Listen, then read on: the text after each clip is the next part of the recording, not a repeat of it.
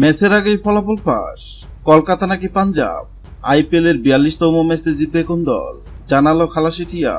IPL 2024-এর 17তম আসর 42তম ম্যাচে আজ 26 এপ্রিল রাত 8টায় মুখোমুখি হবে কলকাতা নাইট রাইডার্স ও পাঞ্জাব কিংস।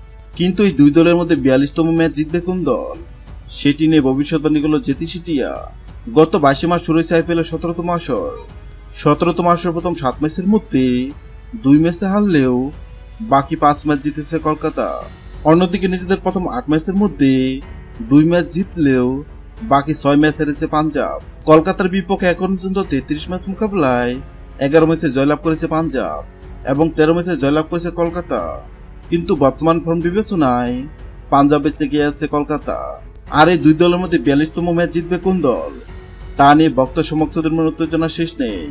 আর এবার এই দুই দলের মধ্যে 42তম ম্যাচে জিতবে কোন দল, তা নিয়ে ভবিষ্যৎবাণী করল জ্যোতিষী টিয়া। জ্যোতিষী টিয়ার সামনে কলকাতা ও পাঞ্জাবের পতাকা রাখা হয়।